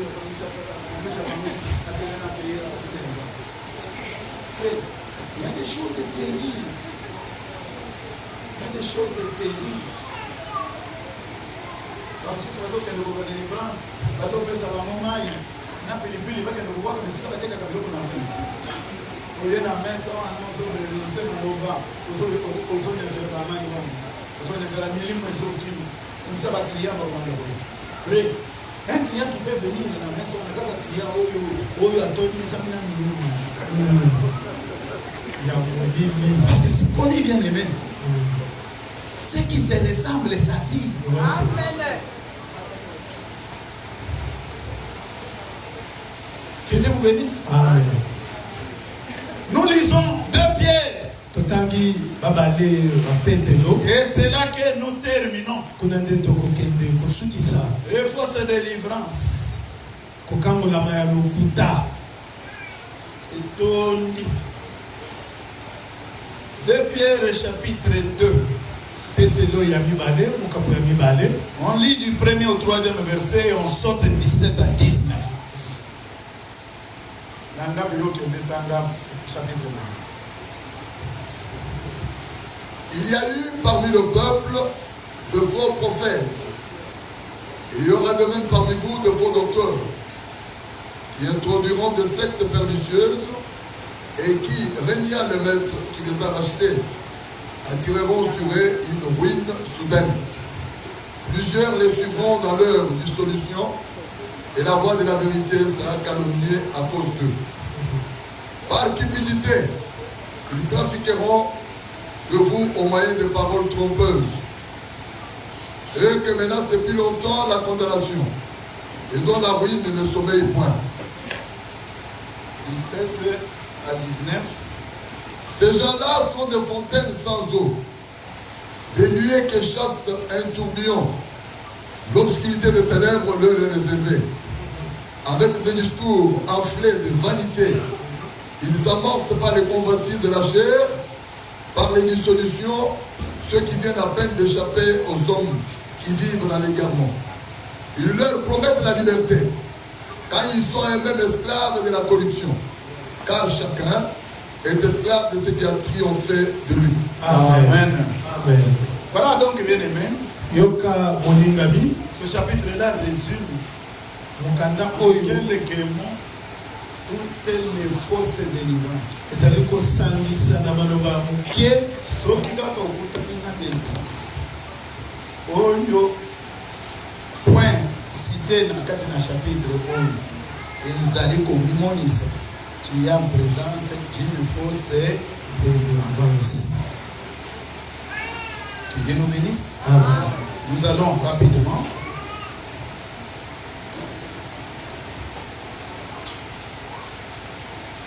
Fausse délivrance ezali basé sur ma faux enseignement. Wana ndeli kwa Yesu. Faux enseignement. Un faux ne peut pas engendrer un vrai. Faux et engendrera toujours faux. Un faux enseignement donne une fausse délivrance. Les faux enseignements se caractérisent azali na force sectaire, le sectarisme. Secte signifie on a retranché. Amen. On retranche. C'est que c'est basé sur une demi-vérité. Dans une dame, il y a les lobanza. Bakati ni mususu balongoli. Babakisi oyo ya lokuta na ndam. Et ne engendraka ce qu'on appelle le sectarisme. C'est ce qui amène au sectaire. Amen. Amen. Yangonde source ya ba secte. Omoni biso tozali batuya parce que bazo sala eloko boye, la Bible ne dit pas ça comme ça. Biso ba tozo sala boye, alors biso nous sommes batuya. Que Dieu vous bénisse. Amen. Nde secte yango wana. Azwi eloko akadi ndam allez et comme une principale. La parole de Dieu, c'est un tout. Amen. Amen. Amen. La parole de Dieu, c'est un tout. Les alines d'Amouté. Quand on m'avait parlé de l'agneau pascal, nous avions dit que l'agneau pascal se mange en entièreté. Amen. Amen. En entièreté. Balia kanda mute, batika kanda mute, olé obimba. C'est pourquoi Christ ne s'est pas présenté comme un poisson, s'est présenté comme un agneau. Pour la coller en dame, parce que mbisi, balia koponi, oyo mikuwa, owaki. Mais l'agneau pascal, tout se mange. C'est que la parole de Dieu, on doit pratiquer toute la parole. Parole ya muke ezalité, ya munene ezalité. Tout est la parole. Amen. Que Dieu vous bénisse. Amen. Renia le maître qui les a rachetés, ça signifie que il s'attribue. Makambo yazo sala ke yenda zo sala. Yesu te yenda zo sala. C'est ça qui vient dimanche passé, d'un prédicateur,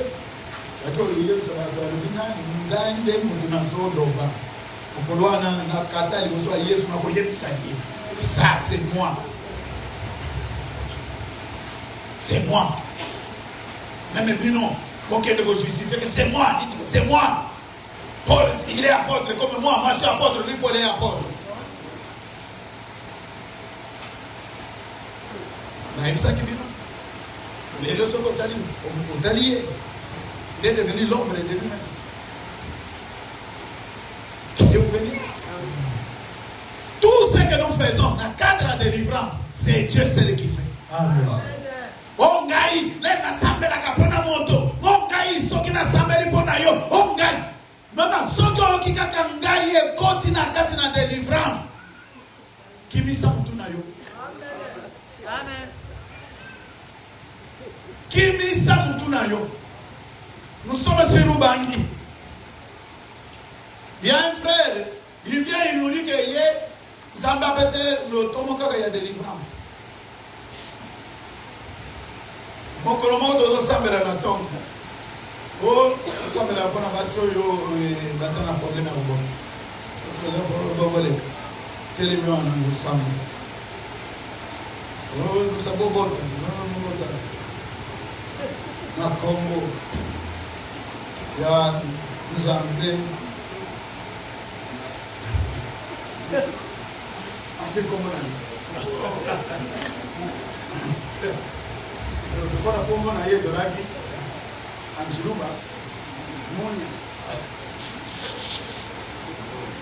Sandu wana Munya apesa no Oh Leto tufanse kwa bifre Olobi nini Mungo mwenye Ndiyo wasi ile nime Olobi papa Tani toke mbezani mbadete Munya oyo Sina kwa Kongo na yo Olimye Même Nimera Mzamba kwa kiko sambe na Kongo ya demi Bédié, Bénon, c'est Jésus.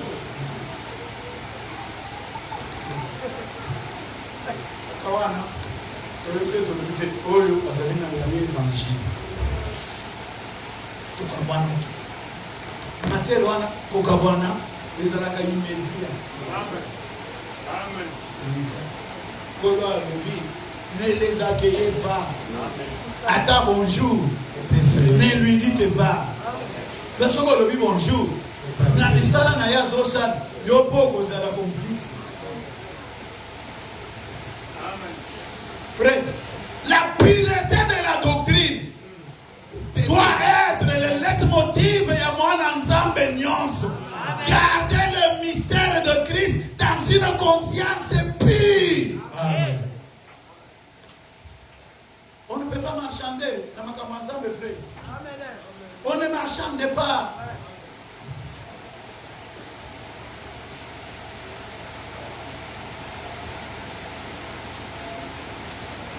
Il renie le maître.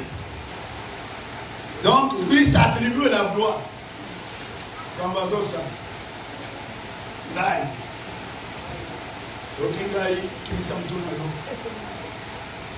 Ok, donc, avec l'homme, lui, mon parce que oh ngai azolo wana ezamuli manzambe te ngai azolo ezamuli mali. Que Dieu vous bénisse.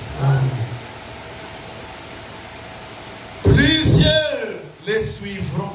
Et belé abatu barolandae. Amen. La Bible est la vérité. La force de délivrance c'est ça quand va client et belé. Force de délivrance. Et attire à client.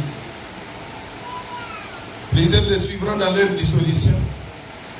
Et la conséquence, la voix de la vérité sera calomniée. Et qu'au fin de ça, vous allez bon zambé. La twakolo va m'appeler, vous allez bon zambé. Mais ça qui dit au dimanche passé, nous avons le moto baïbi, à quel niveau il y a prophète, à comme il y a un zambazola qui s'appelle Zambala qui s'appelle Iska moto Isa. Non, Zambazola qui s'appelle Bongo, ils allaient dans sa caméra, ils allaient avec le moto. Oh, il y a qu'un bon million, soit les gens à ça, ils allaient 700 combien, sur les 700 combien, il y a qu'un bon, au pesa, de Naïb Salo, qui s'est monté dans les gens. Et là, c'est à Bessim Bongo, Nyonso, ayebisa libikende lobi oya kozuya no ya bisika motoisa alibo kana kende na tika mbongo na ngale ba protocole ba yale batindike ba affaire mais pour moi c'est pas passé que mbongo etikali mais pas ya prophète. La voix de la vérité sera calomniée à cause de lui. Basofingi sande musala mbona nzambe. Il y a des choses terribles. Les gens qui ont des délivrances. Par l'église, ils ont fait une église, délivrance, maman, délivrance, allez, l'ombre sous les demandes, quand l'église, tout le monde sait, ils ont l'ombre sous les demandes, allez, bailler dans la sous les demandes, talaya, sous les demandes, il y a des choses quand même terribles. Il y a des choses quand même terribles.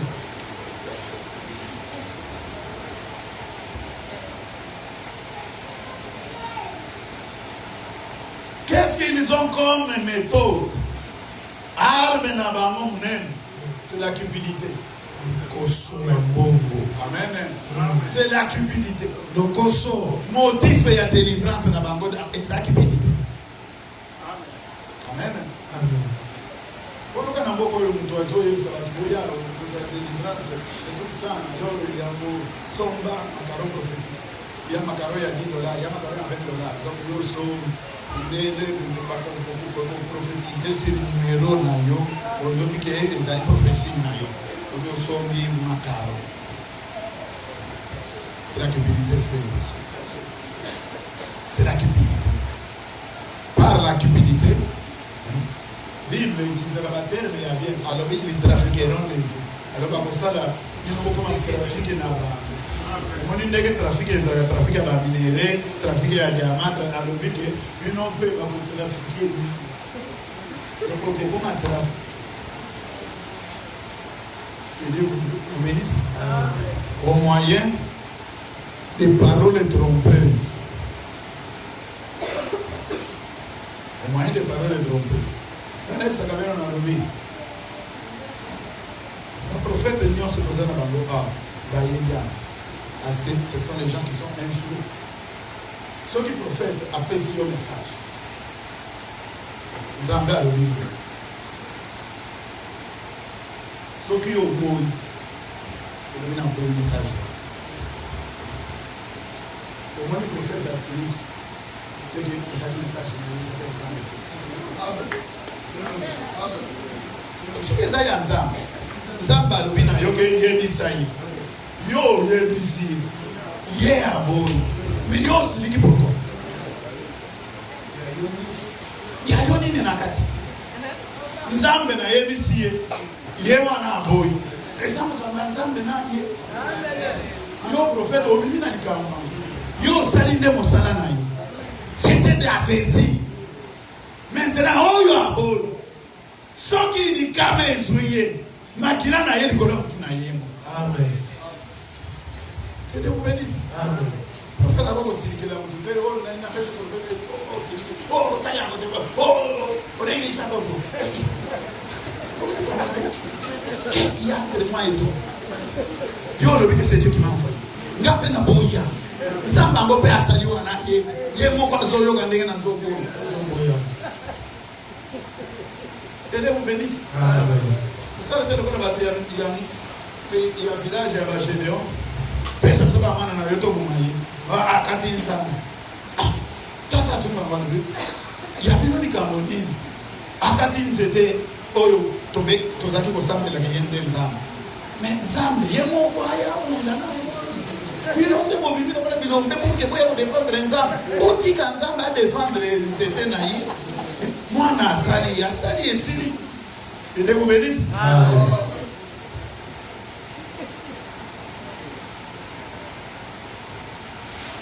Alors ils vous trafiqueront au moyen des paroles trompeuses. Que Dieu vous bénisse. Amen. Et il continue en disant avec des discours enflés de vanité. Amen. Un discours qui n'ont rien à voir avec discours ya biloko ya mokili, discours ya boye oyoki moto ya oyoki kosakana na ngai oyebi ndenge ya nazali oyebi j'ai combien d'argent compte ndenge ozomona makambo ya nzambe nayeba keti ya combien d'argent ça mes frères lero kozala nango na compte yanga nini na ezali kaya qu'est-ce que moi j'ai à voir avec ça oh ndenge nini omonaka sapato na lata ya yo nde olata lero yo olata nande na lata kana osaka c'est pourquoi ça s'appelle dans le wiki vision, révélation. Frère, quand ça contredit la parole de Dieu, la voix de Dieu rejette. Amen. On ne négocie même pas. Rejettez, frère. Ça contredit la parole de Dieu. Il n'y a aucun condiment. Ok, Dieu m'a révélé une nation. L'air a révélé que nous avons l'air a révélé Paul. Ami révélé par Paul. Atindi et pas Ananias. Ayaki pe ayebisi Ananias natindi moto ye wana zoya otala likambo na esalibu. Révélation ezaka ngambo na yo. C'est pourquoi na yebisaka baseur mwana mobali ya yebisa nzamba la kisinga yo nde masenanga lokuta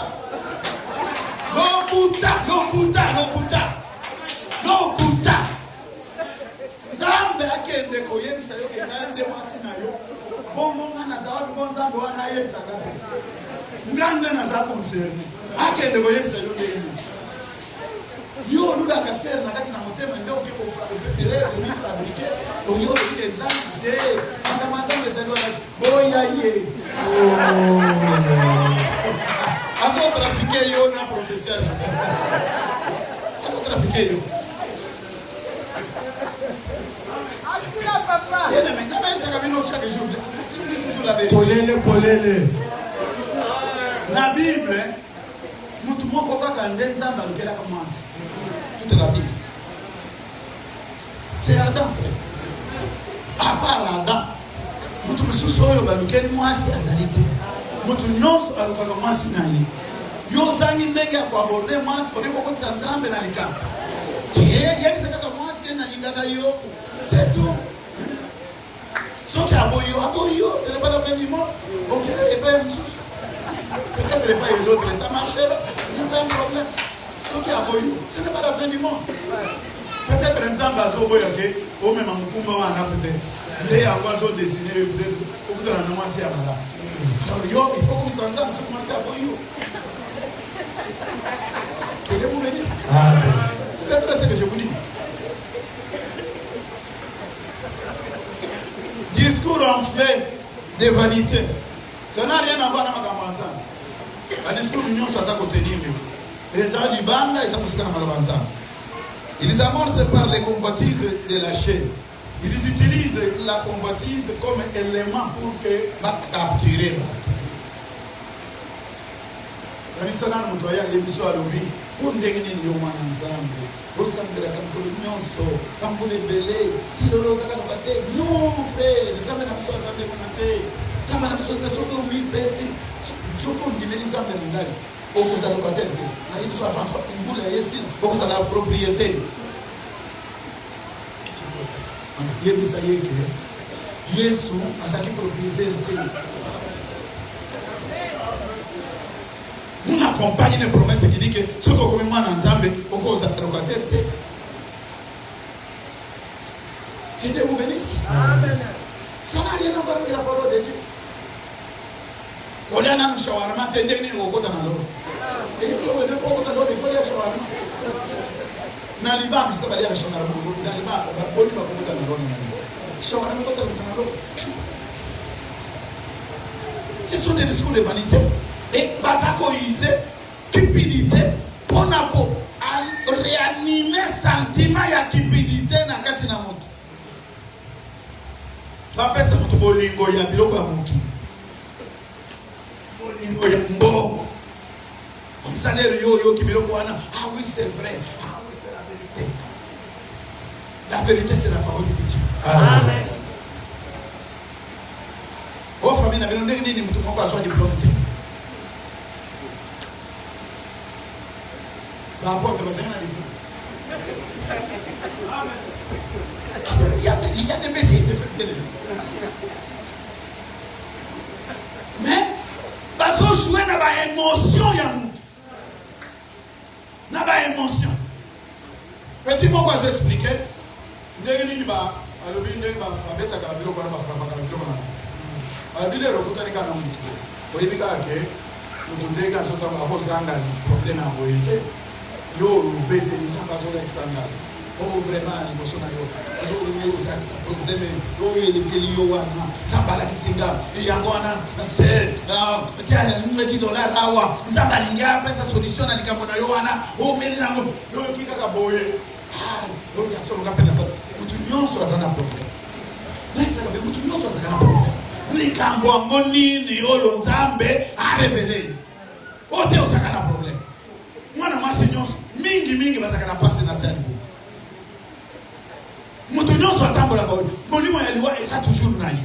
Mokoloka obotami molimo ya liwa pe ezaliwa na pembe. Yo sokola yango pe sokola elongo na ye. Ote na molimo ya liwa sima na ye. Mais molimo ya liwa ezaka sima mutu nyonso frère. Même yo so prophétiser. Oyebi se pe ka pe natali na moni sima na yo molimo ya liwa pe.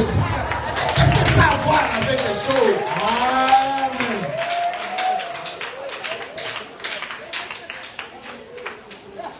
Que Dieu nous bénisse. Amen. Donc, on utilise les sentiments. Par émotion, il y a un tout. La parole de Dieu n'a rien à voir avec les émotions. N'a rien à voir avec les sentiments. Que Dieu vous bénisse. Amen.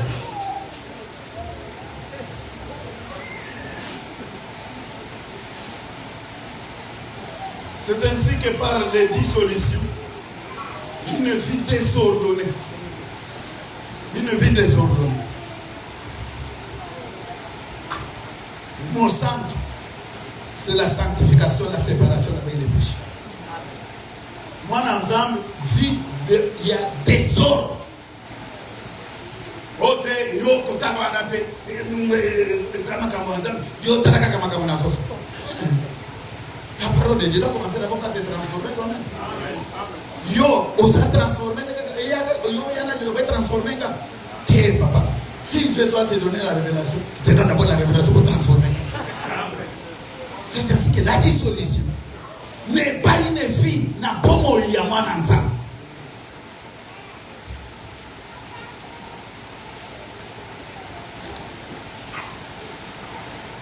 Il leur promettent la liberté quand ils sont eux-mêmes esclaves de la corruption, car chacun est esclave de ce qui a triomphé de lui. Non seulement, c'est pour non seulement la délivrance.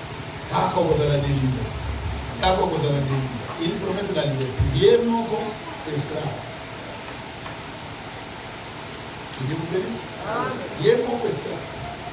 C'est que nous, quand Dieu nous a délivrés, nous sommes les canaux pour que les autres aussi par nous soient délivrés. Amen. Keba na délivrance ya lokuta. Délivrance ya lokuta et comme makabato. Na oyo azako délivrer, na oyo ba délivrer et comme mabango na les faits. Que Dieu vous bénisse. Amen. Mais nous devons fonder notre délivrance. C'est sur l'œuvre de la croix de Jésus-Christ. Amen. C'est là que nous avons obtenu. Nous avons été délivrés du péché. Nous avons été délivrés de la méchanceté. Nous avons été délivrés de l'immoralité, de l'impudicité, du mensonge, de la cupidité. Nous avons été délivrés. Maintenant, nous aussi, nous avons l'amour pour ceux-là qui sont sous l'esclavage. Amen. Que Dieu bénisse son peuple.